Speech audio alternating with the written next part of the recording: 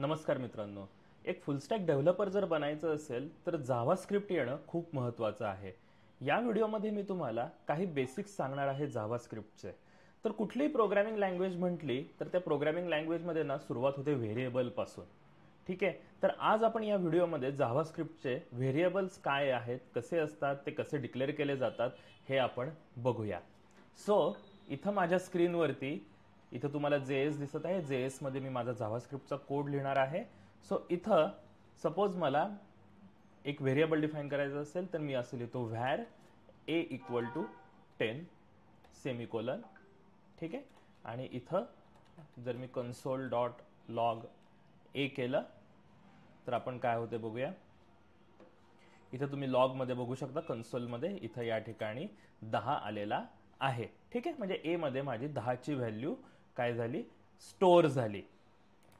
आता अजून एक प्रकार आहे व्हेरिएबल डिफाईन करायचा, तो म्हणजे लेट बी इक्वल टू 20 आणि परत इथं आपण कन्सोल डॉट लॉग आपण बी करूया. ठीक आहे, सो इथं आता आपल्याकडे खाली बी 10 आणि 20 इथं प्रिंट झाले. सो ए ची किंमत 10, बी ची किंमत 20. ठीक आहे, सो आता मी काय करतो, अजून एक प्रकार आहे व्हेरिएबल डिफाईन करायचा, तो म्हणजे const. So const C equal to 30 console dot log मध्ये आपण सी प्रिंट करूया आणि इथं बघूया काय होत आहे. सो 10, 20, 30 असे आकडे इथं प्रिंट झाले. आता इथं तुम्ही बघू शकता की काही ठिकाणी एंडला मी सेमिकोलन टाकलंय, काही ठिकाणी एंडला मी सेमिकोलन टाकलेलं नाहीये. तर नवीन जावास्क्रिप्ट स्टँडर्डनुसार तुम्ही सेमिकोलन नाही टाकलं तरी चालू शकतं, टाकलं तरी चालू शकतं, मिक्स अँड मॅच केलं तरी चालू शकतं, पण एक काहीतरी स्टँडर्ड घेऊन या ठिकाणी आपल्याला चाललं पाहिजे. आता माझी बॅकग्राऊंड सी प्रोग्रामिंग मधनं आल्यामुळे मला दरवेळी सेमिकोलन टाकायची सवय आहे. सो मी दरवेळी आता इथं सेमिकोलन टाकत आहे. ठीक आहे, सो हे झाले वेगवेगळे आपले इथं व्हेरिएबल डिफाईन करायचे मार्ग. पण आता ह्याच्यामध्ये फरक काय आहे व्हॅर मध्ये, लेट मध्ये, कॉन्स्ट मध्ये.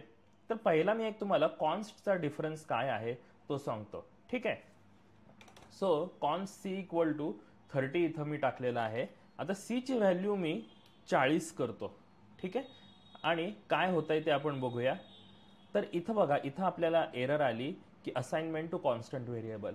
ज्यावेळी मी एखादं व्हेरिएबल कॉन्स्ट म्हणून डिफाईन करतो त्याचा अर्थ असतो की ती व्हॅल्यू कॉन्स्टंट आहे, ती व्हॅल्यू बदलू शकत नाही. त्यामुळे सी ची व्हॅल्यू 30 ही कायमसाठी 30च राहील, त्याची व्हॅल्यू या ठिकाणी आपण बदलू शकणार नाही. पण या उलट जर मी a इक्वल टू केलं PQR, ठीक आहे, आणि मी आता इथं करतो कन्सोल डॉट लॉग मध्ये a. ठीक आहे, आणि आता हे जर रन झालं तर काय होते बघूया.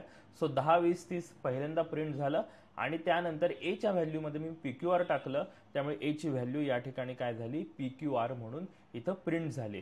सो व्हॅरची व्हॅल्यू काय असते ही बदलू शकते, कॉन्स्टची व्हॅल्यू बदलू शकत नाही. लेटची व्हॅल्यू बदलू शकते का बघूया. सो बी इक्वल टू इथं XYZ मी टाकतो आणि कन्सोल डॉट लॉग इथं बी करतो. आता काय होतं इथं बघूया. सो इथं तुम्ही बघितलं तर 10, 20, 30 आणि PQR आणि XYZ या ठिकाणी प्रिंट झालं. सो व्हॅरने डिफाईन केलेले व्हेरिएबल, लेटने डिफाईन केलेले व्हेरिएबल हे चेंज होऊ शकतात, त्याच्यामध्ये नवीन व्हॅल्यू तुम्ही टाकू शकता. कॉन्स्टने जे आपण व्हेरिएबल डिफाईन करतो त्याची व्हॅल्यू बदलू शकत नाही, ती कॉन्स्टंट राहते. त्यामुळे जर तुम्हाला प्रोग्रामिंगमध्ये जिथं कॉन्स्टंट व्हेरिएबल वापरायचं आहे, तिथं ज्याची व्हॅल्यू कधीच बदलणार नाहीये असं आहे, तिथं आपल्याला कॉन्स्ट वापरला तरी चालू शकतो. याचं मी एक एक्झाम्पल देतो. ठीक आहे, याचं मी एक्झाम्पल असं देतो की आपल्याला एरिया ऑफ सर्कल काढायचा आहे, बरोबर. आता एरिया ऑफ सर्कलचा फॉर्म्युला काय आहे, एरिया ऑफ सर्कल लिहितो मी इथं. तर फॉर्म्युला आहे पाय गुणिले रेडियस इंटू रेडियस, म्हणजे पाय स्क्वेअर असा फॉर्म्युला आहे, बरोबर. आता मला जर पायची व्हॅल्यू सेव्ह करायची असेल तर पाय काय आहे, पाय ही कॉन्स्टंट आहे, पायची व्हॅल्यू कधीच बदलणार नाहीये. त्यामुळे मी कॉन्स्ट पाय इक्वल टू 3.142 असं मी करून टाकतो, आणि जेणेकरून काय होईल की पायची व्हॅल्यू अशी चेंज होणार नाहीये, त्यामुळे ती काय होईल, आपण त्या प्रकारे स्टोअर केली. आता जर मला रेडियस हवा असेल तर कॉन्स्ट आर करून चालणार नाही, कारण माझी रेडियस कदाचित बदलू शकते. ठीक आहे, कदाचित माझी रेडियस बदलू शकते. त्यामुळे मी इथं काय करेन, लेट आर इक्वल टू काहीतरी 10. ठीक आहे, अशा प्रकारे मी करेन. आता जसं आपण इथं लेट वापरलं, व्हॅर वापरलं, की जिथं दोन्हीच्या व्हॅल्यू चेंज होऊ शकतात. मग लेट कधी वापरायचं, व्हॅर कधी वापरायचं, हे मी तुम्हाला पुढच्या व्हिडिओमध्ये सांगणार आहे.